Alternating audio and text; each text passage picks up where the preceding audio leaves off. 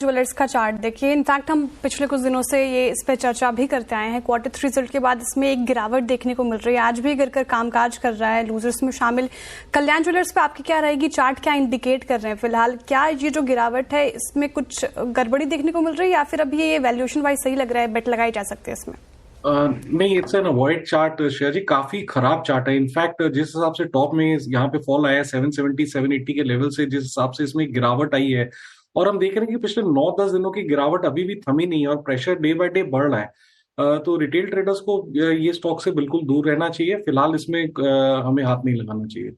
बिल्कुल। एक्चुअली श्रेया, बहुत सही टाइम पे स्पॉट किया आपने स्टॉक को। मैं एकदम से गिरा वापस, ये सर्किट लग गया एक्चुअली। 10% का टेम्प्रेरी फ्रीज है और इसका एक बार ना आप जरा चार्ट थोड़ा सा लंबे समय का लेकर आइए।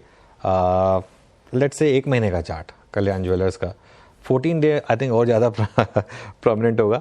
1 महीने में 30% स्टॉक गिरा है, 14 डेज में करीब करीब 26%।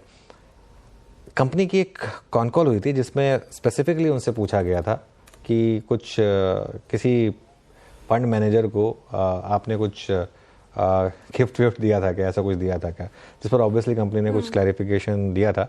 तो ये काफ़ी बज़ है मार्केट में। लेकिन प्राइस एक्शन कुछ यहाँ पर कह रहा है। जिस तरीके से ये स्टॉक सारे क्लैरिफिकेशंस के बाद, मैनेजमेंट भी 1-2 चैनल्स पर उसके बाद आई थी थोड़ा सा क्लैरिफाई करने के लिए, उससे भी कुछ इम्पैक्ट नहीं हुआ है। और देखिए, आई थिंक जब भी कोई स्टॉक अच्छे खबर पर गिरे ना, वो उसी दिन साइन दे देता है कि कुछ ना कुछ गलत है। और यहाँ पर लोग बुरे फंसे हैं मेरे ख्याल से कल्याण ज्वेलर्स में। वरांग जी, जो फंस गया वो क्या करे कल्याण ज्वेलर्स में? देखिए, पहले तो इस प्रकार की अगर आपको खबर सुनने मिलती है, और मेरे ख्याल से ये पब्लिक डोमेन में भी है, तो आपको सावधानी बरतनी चाहिए। किसी भी तरह की बॉटम फिशिंग करना मेरे ख्याल से ऐसी परिस्थिति में अनिवार्य नहीं होगा। विशेष रूप में तो हम इस पर टिप्पणी नहीं करेंगे क्योंकि कवरेज नहीं है अनुज भाई। लेकिन हाँ, इस क्षेत्र में जो एक कंपनी हमें अच्छी लगती है वो है टाइटन, और काफी लंबे समय से हमारी खरीदारी की राय टाइटन पर रही है। बिल्कुल, टाइटन पर काफ़ी लंबे समय से खरीदारी रही है, लेकिन कल्याण ज्वेलर्स पर ही रहते हैं एक बार। वीरो, कि कुछ मामला बड़ा बन रहा है जिस तरीके से ये स्टॉक गिरे जा रहा है। और अब भी देखिए आप, एक बार फिर लोअर सर्किट पर स्टॉक। अनुज, जो वो खबर इनफैक्ट मैंने भी सुनी थी, but is that normal Anuj? I mean, एक स्टॉक जो कि 820-30 का था, सडनली आई मीन मैं पैमाइश कर रहा था सुबह सुबह 250-300 रुपये साफ हो गया। अब अगर आप ये इस एक्सपेक्टेशन में बैठे हो कि भाई बिजनेस अपडेट बहुत स्ट्रॉन्ग था, it's a technical retracement only, फिर तो गया, है ना? नहीं, देखिए क्या है ना, जैसा गुरांग जी भी कह रहे हैं कि पब्लिक डोमेन में था, मतलब पूरा ट्विटर अबज़ है इस चीज़ को लेकर कि ये एक मैनेजमेंट से क्वेश्चन स्पेसिफिकली पूछा गया था कि क्या आपने, अब मुझे नहीं पता वो कौन फंड मैनेजर है या कौन सा फंड इन क्वेश्चन है, लेकिन एक क्वेश्चन स्पेसिफिकली पूछा गया था कि क्या आपने किसी फंड मैनेजर को ब्राइब किया या ऐसा कुछ हुआ है क्या। तो ये जो भी है, लेकिन कई बार क्या होता है ना, अगर जिसे कहते हैं ना कि अगर धुआं उड़ रहा है तो कहीं ना कहीं आग तो लगी है।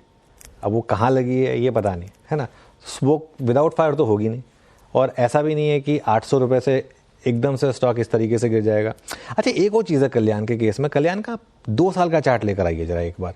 अच्छा, इसमें ना कई बार जब स्टॉक्स F&O में आते हैं ना, उसके बाद उनकी असली स्ट्रेंथ पता चलती है, क्योंकि उसके बाद उसमें शॉर्टिंग अवेलेबल होती है। देखिए, ये 2 साल का चार्ट है कल्याण ज्वेलर्स का।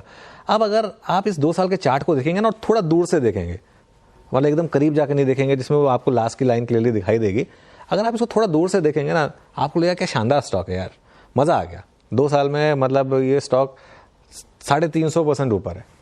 लेकिन उससे पूछिए जिसने 2 हफ्ते पहले लिया था। और ये जो बहुत लोग कहते हैं ना कि time in the market is not important, मतलब time in the market is more important, timing is not important. कई बार टाइमिंग का खेल होता है। अब आपने अगर 2 हफ्ते पहले अगर आपने एग्जिट कर लिया, बहुत अच्छी बात है, नहीं किया तो आप फंस गए।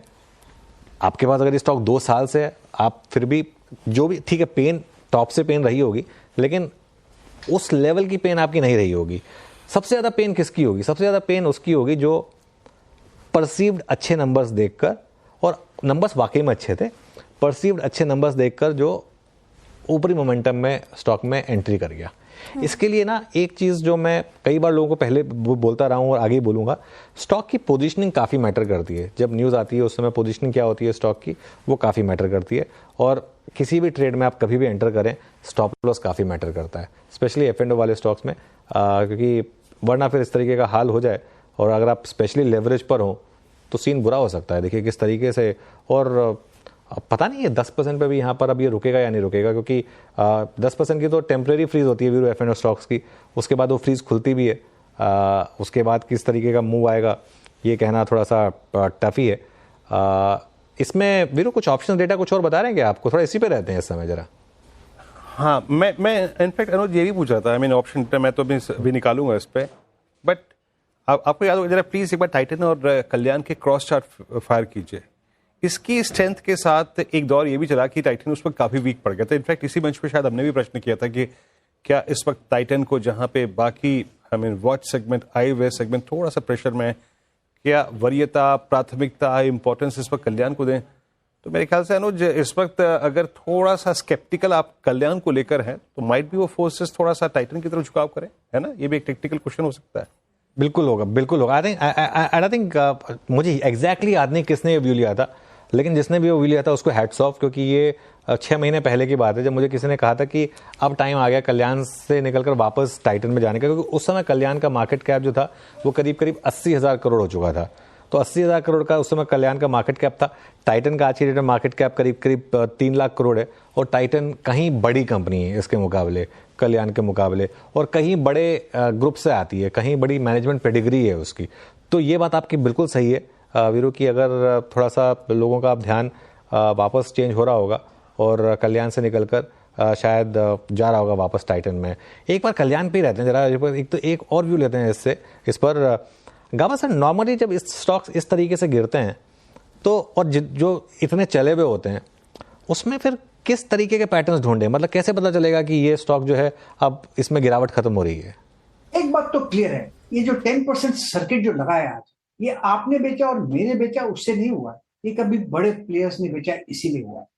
जब बिग प्लेयर्स एग्जिट करते हैं तो काफी गिरावट है। ये मंथली चार्ट में जब देखता हूँ पूरा ऑल टाइम टाइम का, इस एक मंथ के चार्ट में अभी आधा महीना हुआ, 15 दिन हुआ है, उसमें 1 2 3 4 5 6 महीने को खा लिया एक महीने में। मुझे जैसे लगता है चार्ट स्ट्रक्चर जस्ट खाली लाया लगाता हूं तो मुझे लगता है 400 भी पॉसिबल अपडेट करा है 537 पर, तो है तो वीक, इसमें स्ट्रेंथ क्लियरली नजर नहीं आती। अगर कोई 600 के ऊपर भी स्टॉक लगाकर चले तो पॉसिबल है कि 400 देखने को मिल सकता है। Weak stock structure, completely weak एक चार्ट स्ट्रक्चर है और रुकने का नाम ही नहीं ले रहा है एक्चुअली। देखिए अभी भी इस समय काफ़ी वीकनेस आपको स्टॉक में दिखाई देगी, करीब करीब 10% का ये आपको इसमें नॉक आता हुआ दिखाई देगा। और देखते हैं, मेरे ख्याल से 15 मिनट का एक कूल ऑफ पीरियड होता है, उसके बाद शायद आगे जाकर मामला बढ़ता है। लेकिन देखिए दिक्कत तो है यहाँ पर, और हमारी सिंपैथी है उनके साथ जो शायद इस स्टॉक में फंसे होंगे पिछले कुछ दिनों में। खैर किसी को नहीं मालूम था फ्रैंकली स्पीकिंग कि इस तरीके का कुछ मूव आ जाएगा, क्योंकि नंबर्स तो अच्छे लग रहे थे उस समय, तो लॉजिकल रहा होगा उस समय किसी को भी कहना कि नंबर्स अच्छे हैं। लेकिन उसके बाद उसी दिन शायद क्लियर हो गया था कि नहीं, वो कुछ मार्केट और सेंस कर रहा है यहाँ पर। चलिए अब आगे बढ़ते हैं।